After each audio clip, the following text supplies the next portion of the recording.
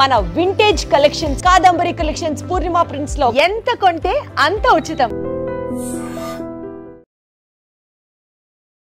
నమస్కారం, welcome to I dream. ధర్మ మార్గం కార్యక్రమానికి స్వాగతం. నేను మీ విజిత.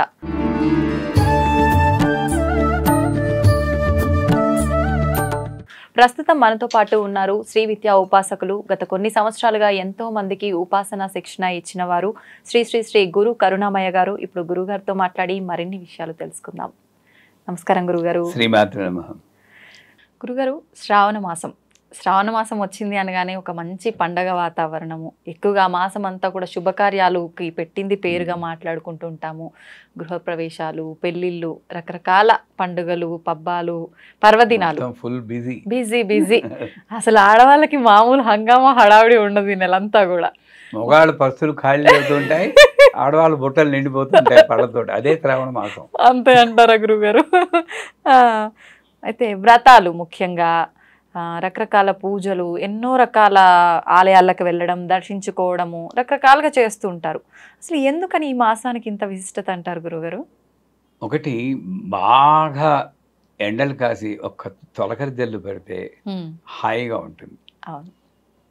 బాగా ఆకలేసి మంచి పంచపక్ష పరిమాణాలతో భోజనం పెడితే హాయిగా ఉంటుంది. ప్రాపంచికం. ఆధ్యాత్మికంగా చూస్తే దీని ముందు వచ్చే మాసం శూన్యమాసం. అది డ్రైగా ఉంటుంది. శివరాత్రి తర్వాత పెద్ద బిజీ ఉండదు మనకి. ఒక ఉగాది వస్తుంది మధ్యలో, అది ఒక రోజే.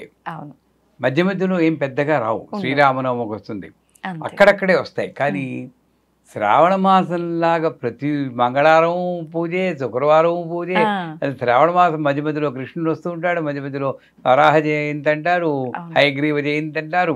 ఆ రకంగా మొత్తం ఒక ఆధ్యాత్మిక వర్షం లాగా ఆ చైతన్యం కురుస్తుంది కదా. అందుకు శ్రావణ మాసం అంత విశిష్టత అంటారు. ఇంకోటి, ఏ పేరులోనైనా విశిష్టత ఉంటుంది. శ్రావణం అన్న పేరు శ్రవణంలో వచ్చింది. అది వేదానికి సంబంధించింది. వేదం అందుకే అపౌరుషేయం, వినదగిందే కానీ చదివిది కాదంటారు. విని నేర్చుకోవాలి. ఆ రకంగా చూస్తే వేదానికి సంబంధించిన జ్ఞానం శ్రావణ మాసంలో పూజలు చేయడం వల్ల మనకు లభిస్తుంది అని ఒక నమ్మకం ఉంది. ఇంకో రకంగా చూస్తే శ్రవణం మన వెంకటబాబు నక్షత్రం, విష్ణుమూర్తి నక్షత్రం. అటువంటి స్థితికర్త యొక్క నక్షత్రంతో కలిసినటువంటి పేరు కలిగిన శ్రావణ మాసం అనేటప్పటికీ అదంతా ఆధ్యాత్మిక లోటు లేదు. సంచేత ఇంకోలా చెప్పాలంటే, ప్రాపంచికుల్లో ఎంత వద్దన్నా అందరికీ కావాల్సింది ఏంటి? డబ్బులు. ఆ డబ్బులు ఇచ్చే లక్ష్మి, వరలక్ష్మి ఇక్కడే వస్తుంది. ఈ రకంగా చూసినా కూడా శ్రావణ మాసంలో అందరి దేవతలకన్నా మనకి చాలా ముఖ్యమైన లక్ష్మీదేవి అక్కడ ఉంటుంది. కాబట్టి అటు విష్ణుమూర్తి, ఇటు పద్మనాభ సహోదరి కృష్ణుడు వస్తున్నాడు, విష్ణుమూర్తి వస్తున్నాడు, లక్ష్మీదేవి వస్తుంది. అందరి దేవతలు వచ్చిన ఆ మాసం కాబట్టి శ్రావణ మాసం అంత విశిష్టత. ఓకే. మరి ఇప్పుడు ప్రతి ఒక్క తిథి, ప్రతి ఒక్క వారము ప్రత్యేకతతో కూడుకున్నదనే మాట్లాడుకున్నాం కదా గురు. ముఖ్యంగా సోమవారం, మంగళవారం, శుక్రవారం, శనివారం, ఈ 4 మాత్రం ఇంకా ప్రత్యేకంగా పూజలు చేస్తూ ఉంటాం. ఏ రకంగా చేయొచ్చు అంటారు? నన్ను అడిగితే నేను టోటల్ అగెయిన్స్ట్. ఏ రోజు భగవన్నామం చెప్పుకుంటావో ఆ రోజు అంతా కూడా విశిష్టతే. ఓకే, ఈవేళ బుధవారం అనుకోండి, శుక్రవారం చాలా మంచిది, శుక్రవారం పూజ చేయమంటాను. గురువారం టపిమంటే ఏ రోజు గ్యారంటీ కాదు. అంచేత కాకపోతే లక్ష్మీం లక్ష్మీం లక్ష్మీం పంచదశి మంత్రం. ఒక్కొక్క రోజుకి ఒక్కొక్క దేవత ఉంటుంది, ఎనర్జీ, అధిష్టాన దేవత. అలాగా కొంతమంది దేవతలు అధిష్టానంగా ఉన్నటువంటి ఆ రోజుని మనం పూజలు చేస్తే ప్రకృతి నుండి సపోర్ట్ ఎక్కువ వస్తుంది, మనకి ఫలితం బాగుంటుందని శాస్త్రంగా చెప్తుంది. ఆ రకంగా కొంచెం విశిష్టత ఉండదు. కానీ సోమవారం శివుడిది, శనివారం వెంకటబాబుది, శుక్రవారం లక్ష్మీదేవి, ఈ డివిజన్ మనం చేసుకున్నాం. అందరి దేవతలు ఒకడు, ఒకే దేవత పలు రూపాల్లో నన్ను రక్షిస్తుంది అన్న సిద్ధాంతమే సత్యం, శుద్ధ సత్యం. ఈ మధ్యలో ఈ శివుడు వేరు, విష్ణుమూర్తి వేరు, పార్వతీదేవి వేరు, లక్ష్మీదేవి వేరు ఒక వెరైటీగా మనం భావిస్తున్నామే తప్పితే అన్నీ కలిపి ఈ శ్రీచక్రంలో బిందు స్థానంలో ఉన్న సర్వానందమయ చక్ర స్వామి ఆ దేవత ఉంది కదా ఆవిడే. అంచేత శ్రావణ మాసంలో ఇవన్నీ వదిలేదు.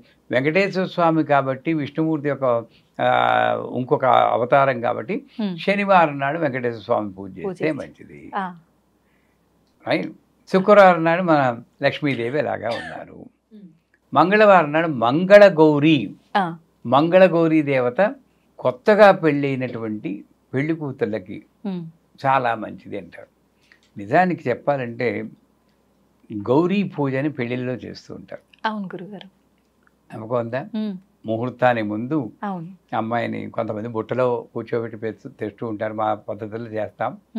ఏది ఏమైనా ఆ గౌరీ పూజ ఎందుకు చేస్తారు? దంపత్ అభివృద్ధ్యర్థం అనే మంత్రతో కంకణం కడతారు తోరం అమ్మాయికి. ఆ గౌరీ సంసారాన్ని రక్షిస్తుంది, ఆ శక్తి ఇస్తుంది. అన్ఫార్చునేట్లీ ఈ రోజుల్లో నేను చెప్తూనే ఉంటాను, 9 గంటలకి ముహూర్తం అయితే మనం గౌరీ పూజ 6 గంటలకు మొదలెట్టుకోవాలి. ఒక గంట చెయ్యాలి. లలితా సహస్రనామం చదవాలి. అందరు ముత్తైదువుల్ని పిలవాలి. వాళ్ళందరూ కలిపి ఆ పూజలో పాల్గొని ఆ అమ్మాయికి బొట్టు పెడితే వీళ్ళ సౌభాగ్యం అంతా కలిపి ఆ బలం, సౌభాగ్య బలం, మాంగళ్య బలం అంటారు, ఆ మాంగళ్యానికి బలం చేకూరుతుంది. అంత ట్రెడిషనల్ వాల్యూతో కూడినటువంటి గౌరీ పూజని మన వాళ్ళు ముహూర్తానికి అరగంట ముందు మొదలెట్టి ఏదో తూతూ మంత్రాలతో కానిచ్చేసి పద పద పద పద అని తీసుకెళ్తారు హడావుడిగా. మరి అదే వాళ్ళు 2 గంటలు ఫోటోషూట్లు తీసుకుంటారు. ఒప్పుకుంటారా? నిజమే గురుగారు. ఇది ఒక కారణం, బలమైన కారణం. వివాహ వ్యవస్థ చిన్నాభిన్న అవడానికి కూడా ఇది ఒక కారణం. సో ఎనీవేస్ ఆ గౌరీ మరి పెళ్ళి అయ్యాక ఆ పెళ్లి కూతురికి శ్రావణ మాసంలో మొట్టమొదట సంవత్సరం, ఇది 5 సంవత్సరాలు చేయాలంటారు కానీ అట్లీస్ట్ మొట్టమొదటి సంవత్సరంలో మంగళగౌరీ వ్రతం అని చేస్తారు. ఇది పెళ్ళి అయిన వాళ్ళే చెయ్యాలి అంటారు. నన్ను అడిగితే పెళ్ళి అవని వాళ్ళు అదే మంగళగౌరిని కాత్యాయిని అని పేరుతో పిలిచి, అమ్మ నాకు మంచి భర్త దొరికేది చూడు. దేవత ఒక్కళ్ళేనర్రా, మనం కన్ఫ్యూజ్ అయిపోతున్నాం కానీ దేవత ఒక్కళ్ళే.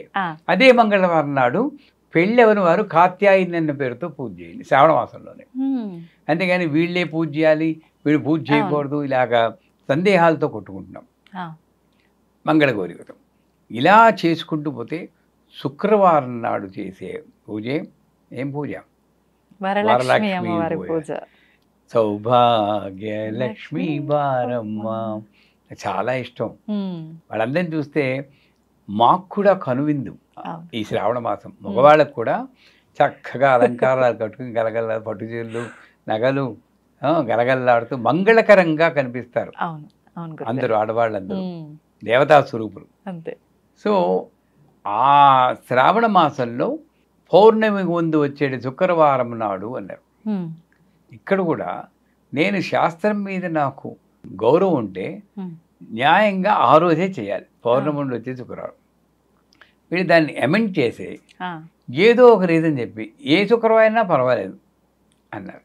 నన్ను అడిగితే అన్ని శుక్రవారాలు వరలక్ష్మి వ్రతం చేసుకోమంటాను ఓపిక ఉంటే.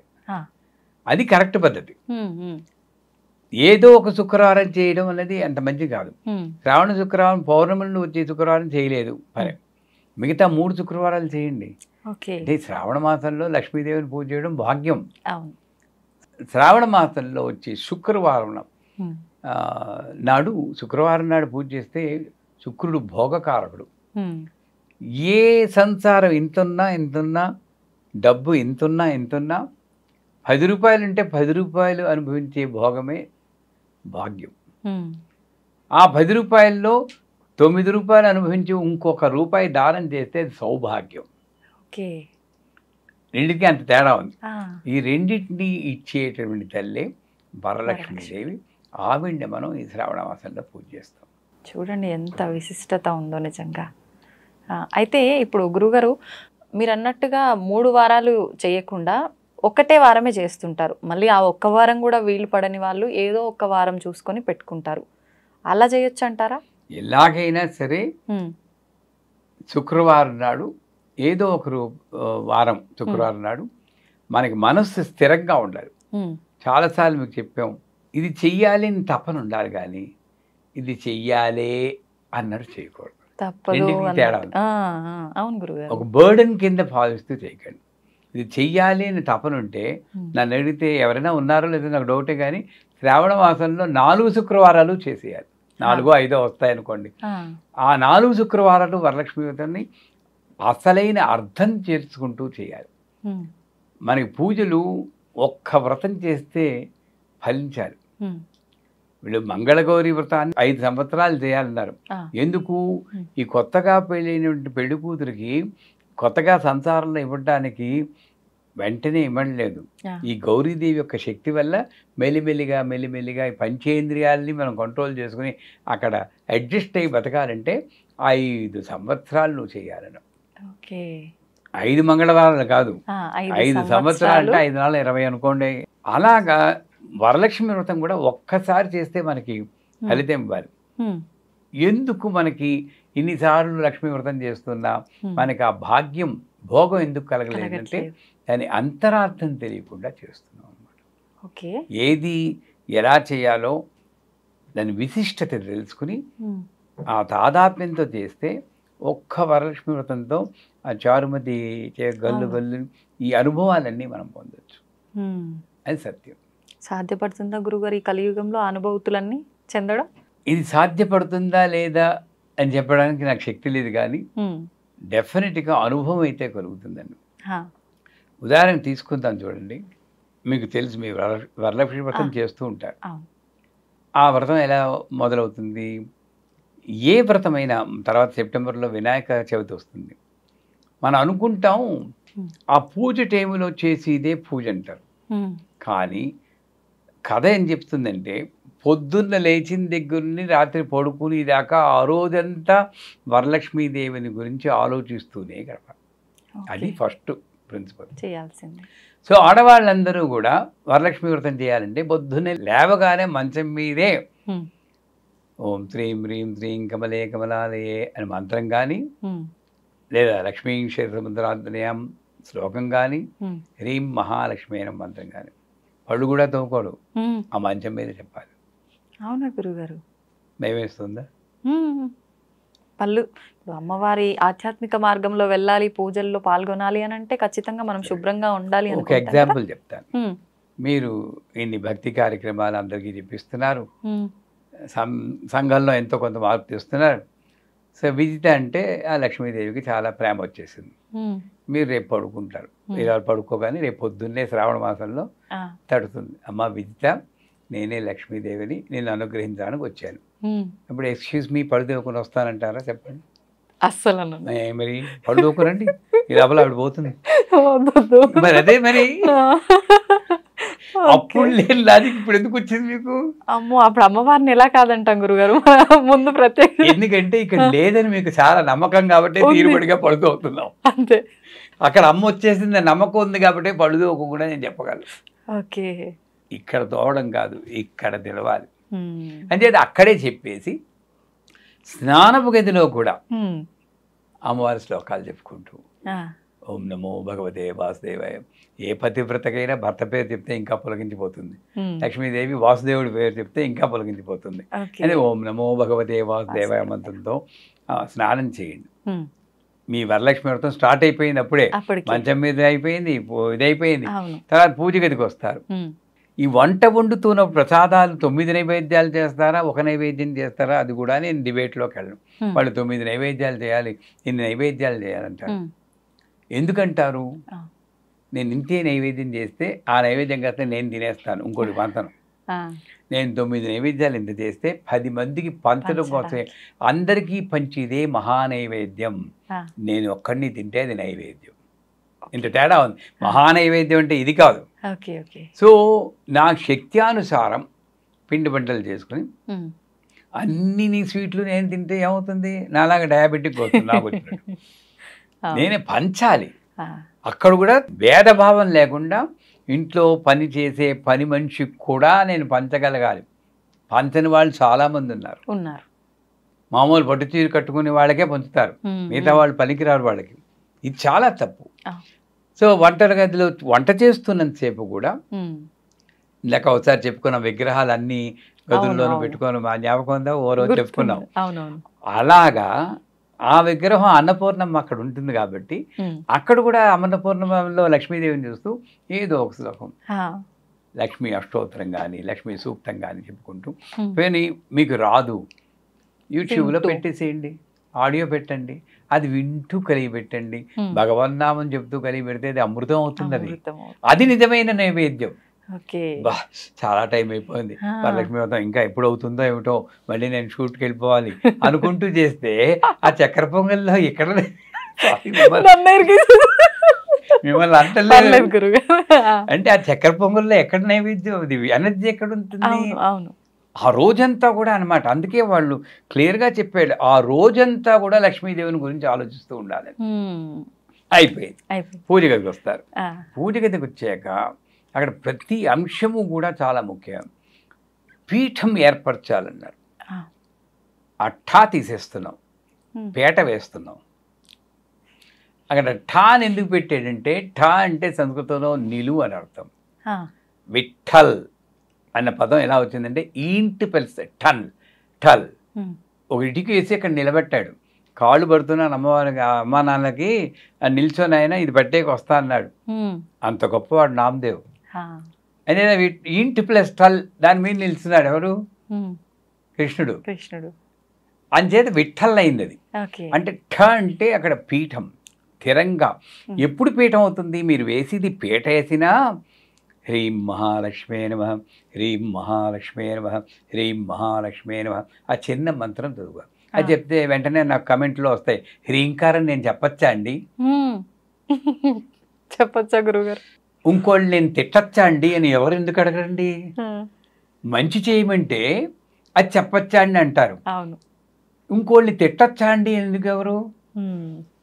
చెడు మాత్రం మీరు చేసేస్తున్నాం, మంచి చేస్తూ చెప్తుంటే వినిపించుకోవట్లేదు. అందరూ చెప్పచ్చు. హ్రీం అనేది హృలేఖా బీజం. అంటే ప్రతి ఒక్కళ్ళు హ్రీం మహాలక్ష్మి అని అనుకుంటూ ఆ పీట వేయండి. దాని మీద ఒక గట్టి అంచుగల వస్త్రాన్ని పరచాలంటారు. అక్కడ కూడా స్పెసిఫికేషన్ చెప్తారు. గట్టి అంచు అంటే నమ్మకం, మొక్కవోని నమ్మకం. అంతేగాని ఇన్ని సంవత్సరాలు చేస్తున్నాను అయినా ఏమీ రావట్లేదు అనుకుంటూ నీరసపడుతూ కొంతమంది మన క్వశ్చన్లోనే వస్తుంటాయి. అది గట్టెంచే, అసలు అంచేలేదు, పోగులే లేవు దానికి. గట్టెంచి అంటే భగవంతుడి మీద ఉన్న నమ్మకం. ఈ మాత్రం భాగ్యం ఇచ్చింది. ఎంతమందికి దొరుకుతుంది పూజ చేసుకుని భాగ్యం? ఆ వందు తర్వాత కండిషన్ పెడతాడు, ఆ వస్త్రం కనబడకుండా అంత బియ్యం పోయాలి. అంటే ఏమిటి? వస్త్రం మాయ అయితే మాయని కప్పేసే భక్తి నాకుండా. ఒక్కొక్క బియ్యపు గింజ ఒక్కొక్క భక్తి బియ్యం. అక్కడ కూడా మన వాళ్ళు కొంతమంది ఉద్దండులు అది ఇంకోళ్ళకి ఇచ్చేది కానీ రేషన్ బియ్యం వేసుకుంటారు. అవునా? మనం తినడానికి బాసుమతి, పక్క వాళ్ళకి రేషన్. తప్పేనా? ఇంకా వరలక్ష్మి ఏముంటుంది? అక్కడికి ఉన్నది కలశమే, ఏమీ లేదు అక్కడ. అంటే మంచి బియ్యం పోసి ఆ వస్త్రం కనబడకుండా అంత భక్తిగా ఒక్కొక్క బీజంతో ఒక్కొక్క మంత్రం చెప్తున్నట్టు అంత అన్నిసార్లు చెప్పుకుంటాం. అయిపోయింది. మధ్యలో కలశం పెట్టారు. ఎక్కడ చెప్పుకున్నా తెలియదు. కలశము అంటే అక్కడ పెట్టి ఇది కథలో చెప్తాడు. కలశము బంగారముతో కానీ వెండితో కానీ ఇత్తడి లేక రాగితో కానీ తుదకు మట్టితో కానీ చేసి పెట్టాలి. లోభత్వం పనికిరాదు అంటారు. అంటే ఏమిటి? కలశం ఇక్కడ పెట్టిది కాదు, ఇదే కలశం.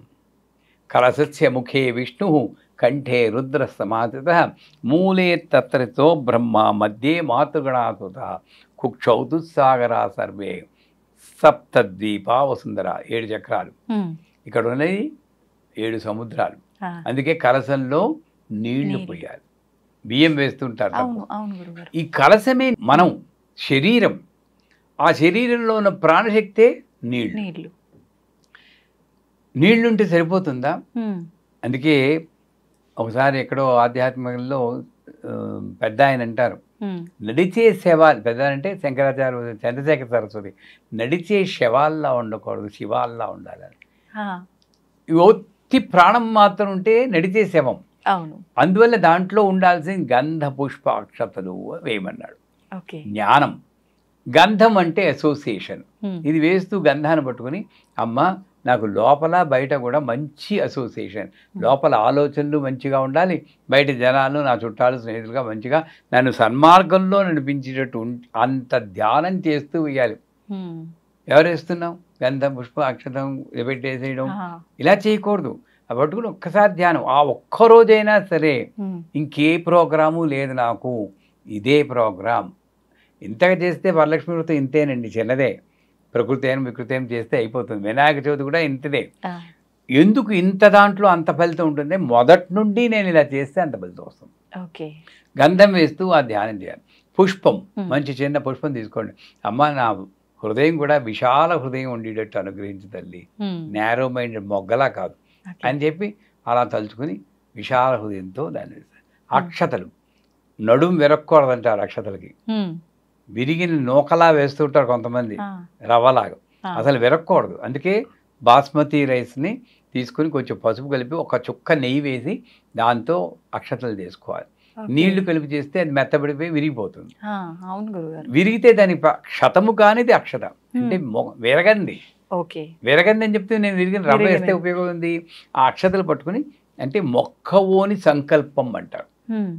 అమ్మవారు నన్ను రక్షిస్తుంది, నాకు భాగ్యం ఇచ్చింది, ఇస్తుంది కూడా అని చెప్పి అది ఈ 3 వేసాక పంచ పల్లవములు పెట్టమంటారు. 5 ఆకులు. దానికి డిస్క్రిప్షన్ రావి, మర్రి, వేప, మామిడి అంటారు. అవన్నీ వెళ్ళొద్దు మనం.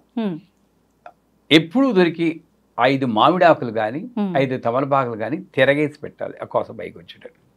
అదే 5 ఇంద్రియాలకు సంకేతం. కూడా మనమే అక్కడికి వస్తున్నాం.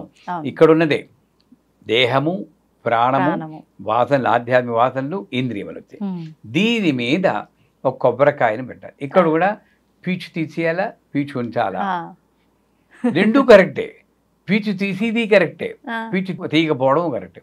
నేను పీచు తీయను, కానీ తీసేవాడు తీస్తే 3 కన్నులు కనబడతాయి. ఆ కళ్ళు కనబడడం కోసం తీస్తారు వాళ్ళు. మూసుకుపోయి కళ్ళు కనపడడం అంటారా? నేను పీచుంటే అందంగా కనపడుతూ కాస్త రవికలు బాగా పెట్టద్దని నేను. రెండూ కరెక్టే. వాళ్ళది తప్పు కాదు, నాది తప్పు కాదు. ఎంత ముఖ్యమైందంటే ఆ కాయకి ఎక్కడ బొల్లి లేకుండా పూర్తిగా పసుపు రాయాలి. ఇంత తీసుకోవడం, ఇలా ఇలా పులి వేయడం అలా చేయకూడదు. బాగా దట్టంగా పసుపు సౌభాగ్యం బాగా నిండా పెట్టి కళ్యాణ తిలకం దిద్దా.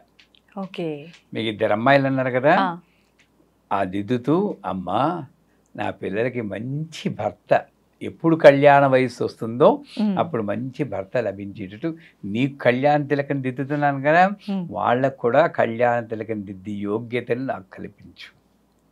చూడండి ఎంత ప్రార్థన చేసుకోవచ్చు అనుకుంటూ కళ్యాణ తిలకం దిద్దా. అది ఆత్మ సంఖ్య. దీని మీద మన సమోసాలాగా మడత పెట్టి చేస్తారు కదా, సమోసా మడుపు, ఆ మడుపు అలా మడిచి రవికని వెంటనే సమోసా మీద పోతుంది దృష్టి. అలా మడిచేసి అమ్మవారికి ఆ వస్త్రాన్నిలాగా పైన పెడతాం. అదేంటే ఓ రూపు వస్తుంది అనమాట. ఇప్పుడు నాలో ఉన్నటువంటి శరీరమే, నాలో ఉన్నటువంటి శక్తే అక్కడ పెడుతున్నాం.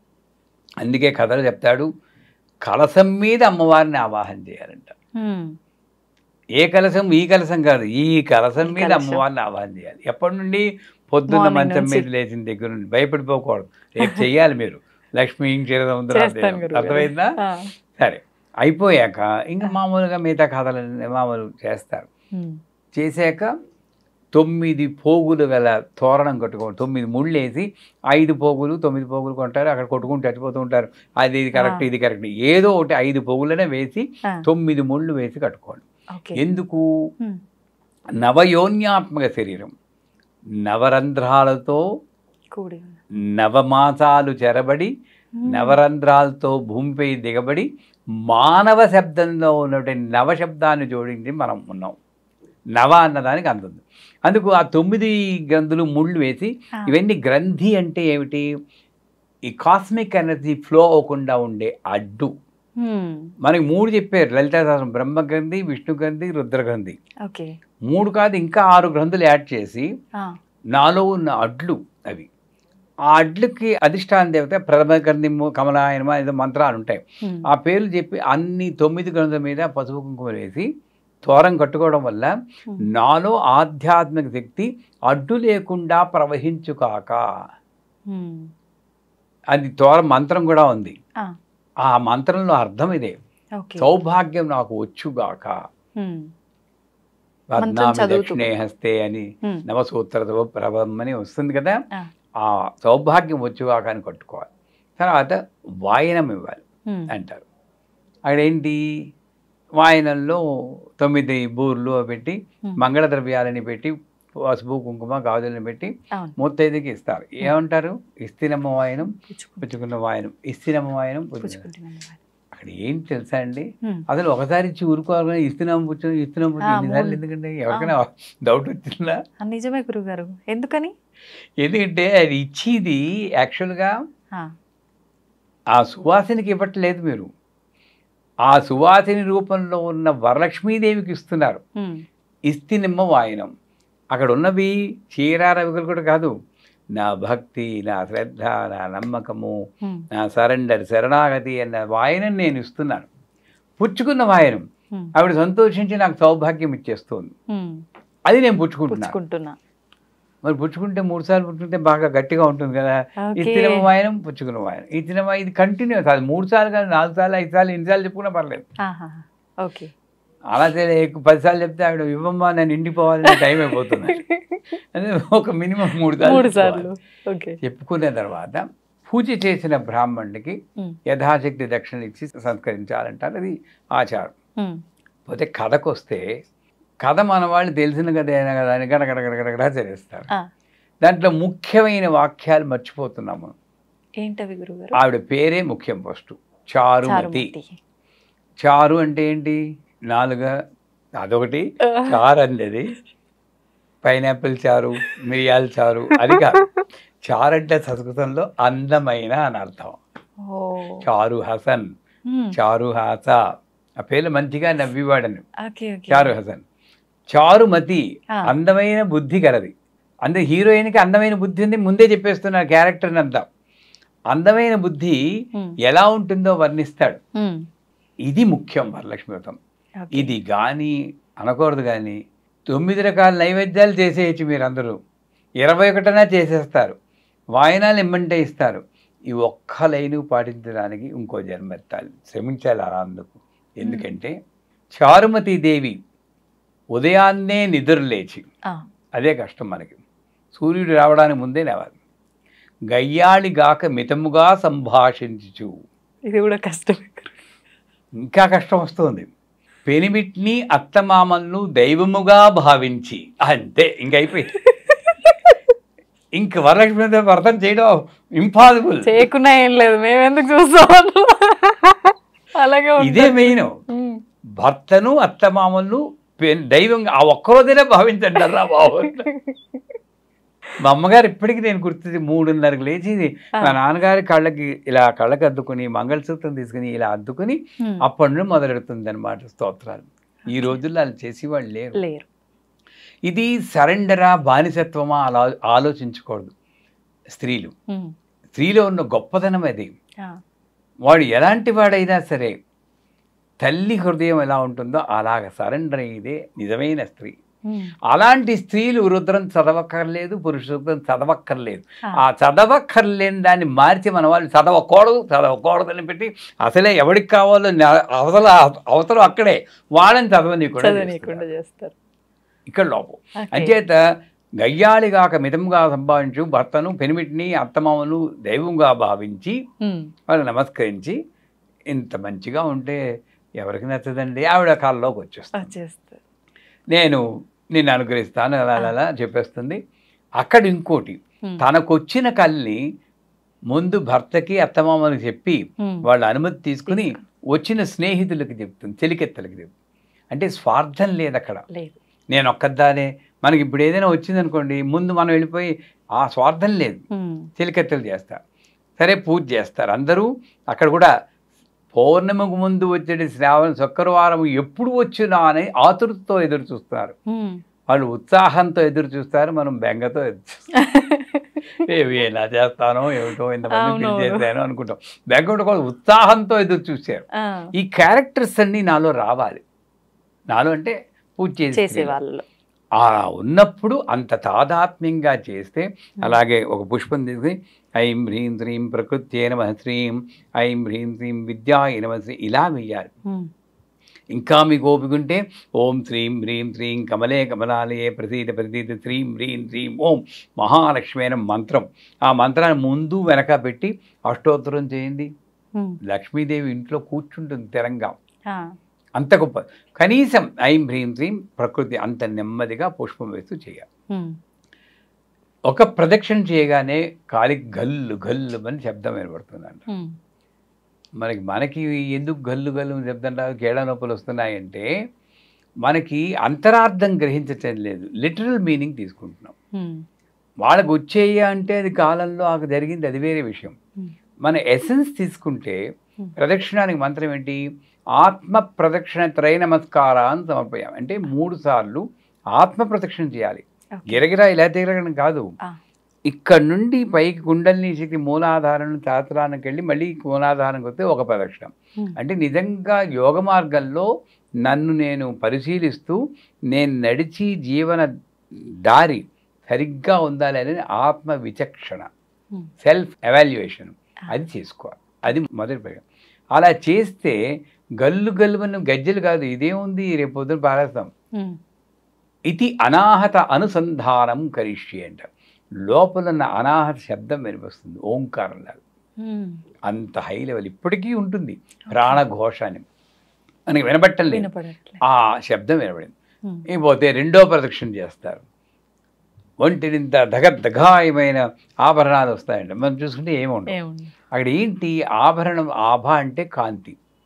సో మన అంగాలు ఏ పని ఏది చేయాలో అది చేస్తే అది ఆభరణం కిందే లెక్క.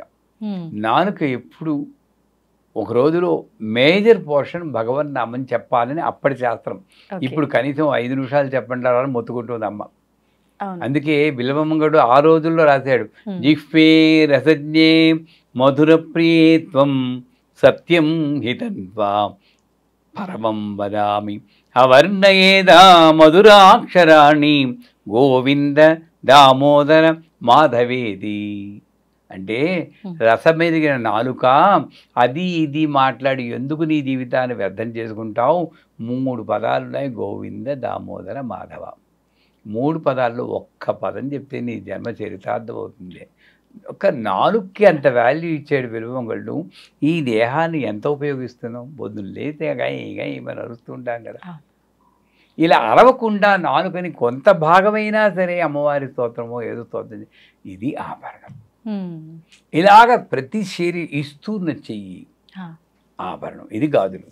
ఇస్తూన చెయ్యి ఎప్పుడు వింటున్నది, ఇది దుద్దులు. ఇలాగా ఆలోచిస్తే ప్రతిదీ ఆభరణమే. అటువంటి ఆధ్యాత్మిక చైతన్యం వచ్చింది. 3వ ప్రదక్షిణ చేస్తారు. వాళ్ళని ఇళ్ళకి తీసుకువెళ్ళడానికి గుర్రాలు ఏనుగులు పూల్చిన బంగారు రథాలు వస్తాయంట. అంటే స్త్రీలందరికీ అది స్వార్థం అని అన్ను, భర్త కన్నా ముందు వెళ్ళిపోవాలనుకుంటారు అందరూ. అంటే ఇది ఒక రకంగా ఏంటంటే మన సమాజం భర్త లేని స్త్రీని అంత లోకుగా చూస్తుంది కాబట్టి ఆ స్థితి అంటే భయం. వీళ్ళని తప్పుపట్టను, సమాజాన్నే తప్పుపడతాను, భయంకరంగా చూస్తారు వాళ్ళు. మానవత్వం లేదు ఈ స్త్రీలకే. మళ్ళీ ఇదే స్త్రీయే అవునా అంటే ఒప్పుకుంటారు. ఆ స్థితి నాకు రాకూడదని భయపడుతుంది అంతేగాని ధూమావతి అనే దేవత కూడా ఆవిడే. అంచేత ఇళ్ళకి తీసుకెళ్ళడానికి గుర్రాలు ఏనుగులు పులిచిన రథాలు చేయంటే సౌభాగ్యవతిగా భర్త ఒళ్ళో తలపెట్టుకుని దైవనామస్మరణ చేస్తూ హాయిగా వెళ్ళిపోయే సౌభాగ్యం వస్తుంది. ఇది రథం. అది బహు కొద్ది మందికి వస్తుంది. అటువంటి సౌభాగ్యాన్ని ఇచ్చేటువంటి వరలక్ష్మి వ్రతం ఈ చెప్పిన విధంగా మనం ఇక మీదట వచ్చి శుక్రవారం నాడు ప్రతి స్త్రీ చేయగలిగితే కొంత కాబట్టి కొంత అర్థం చేసుకుంటూ ఆ భావనతో చేస్తే తర్వాత ఇది అయిపోగానే వాయినాలు ఇస్తారు. ఆ వాయినాలు ఇచ్చేటప్పుడు కూడా బుట్టలో బత్తాయి పళ్ళు పెట్టుకుని ఉసురు ఉసురుమంటూ మెట్లెక్కి వెళ్తారు. ఏం లాభం? ఆడికి వెళ్ళాక ఆ స్త్రీకి కాళ్ళకి పసుపు రాస్తున్నప్పుడు అమ్మవారి కింద భావించి రాయాలి. ఆవిడ మాట్లాడకుండా ఉండమన్నారు ముందే. ఓకే, ఇలా కూర్చోవాలి విగ్రహంలాగా. గంధానగానే వీళ్ళు ఇలా అంటూ ఉంటారు. ఏముంది అక్కడ? అవేర్నెస్ ఎక్కడ ఉంది? అరటిపండు దగ్గర నో అంటూ ఉంటారు. ఇంక సువాసన దేవతా రూపం ఎక్కడుంది? అమ్మలక్కలాగా ఉంటారు. అలా కాకుండా అమ్మ నువ్వు దేవతని పరిస్థితి దేవతలా నా ముందు అని గంధం మెల్లిగా రాయాలి. అరటిపండు తీసి కింది పెదవికి ఇలా తగిలించాలి. ఇది కరెక్ట్. తినిపించేసేయకూడదు. ఆ పువ్వులని చెప్పి వాడు కరెక్ట్గా ధ్యానం ఉంటే మీరు ఇలా పీకేసి హింస పెట్టేది దాంట్లో దొరుకుతారు. ఏమిటి అంత తెలీదు. ఆ పువ్వులు తీసుకెళ్ళి ఒళ్ళో పెట్టాలి, వస్త్రాలు ఒళ్ళో పెట్టాలి. చివరగా ఇక ఏ మాటలు మాట్లాడకూడదు. పశువు రాస్తున్నా మీ అబ్బాయికి పెళ్లి కూతుందా, మీ అక్కడ తీస్తుంది, చీర బాగుంది అంటారా లేదా? నేను తప్పట్టకండి, నన్ను ఇలాగే చేస్తున్నారు. అందుకే వరలక్ష్మి వ్రతాలు ఉత్తిన నామకే వస్తాయి. ధ్యానంతో హ్రీం మహాలక్ష్మి హ్రీం మహాలక్ష్మి ఆవిడ చేయాలి, ఈవిడ కూర్చోవాలి. చివరిగా ఒళ్ళో అమ్మవారి ఒళ్ళో తలబెట్టి మంత్రసిద్ధిర్భూయాత్ అనే మంత్రం. మంత్రసిద్ధిర్భూయాత్ అంటే నేను ఏ స్తోత్రం చెప్తున్నానో అది ఫలించేటట్టు అనుగ్రహించు తల్లి. పోయి సంస్కృతం రాదు, తెలుగులో చెప్పండి. ఈనాడు పూజ చేస్తున్నానమ్మా, అది ఫలించేటట్టు అనుగ్రహించు తల్లిని అమ్మని పట్టుకున్నట్టు అలా పట్టుకుని తలపెట్టాలి. ఇది సువాసిని పూజ. చేయమని అందరు నేను ఈసారి చేస్తాం గురుగారు. ఒకసారి ఇలా చేస్తే వరలక్ష్మీదేవి అంటే అష్టలక్ష్ములతో కూడిన మహాలక్ష్మి మన ఇంట్లో ఉంటుంది, అందులో సందేహం లేదు. తప్పకుండా ఈసారి మీరు చెప్పినట్టుగానే పాటిస్తాము, చేస్తాం గురువు గారు. నెక్స్ట్ టైం మీరు వచ్చిన తర్వాత మాట్లాడుకుందాం. ధన్యవాదాలు గురుగారు. నిజంగా చాలా మంచి విషయాలు ఎంతో అర్థవంతంగా మా అందరికీ అర్థమయ్యి మేమందరం విని పాటించే విధంగా చెప్పారు. ధన్యవాదాలు గురుగారు. తవ్వుతున్న శివలింగం సరే దాన్ని అట్లా కప్పేసేయండి, చూపించదండి. Krishna is there. మూర్తి పూజ కాదు, సాక్షాత్ బ్రజేంద్ర నందన భగవాన్ ఉన్నారు మూర్తిలో. ఏమీ ఆశించకుండా ఆరాధించే వాళ్ళు కూడా ఉన్నారా ప్రభుజీ? నిజమైన భక్తి అంటే మనకు తెలియదు కాబట్టి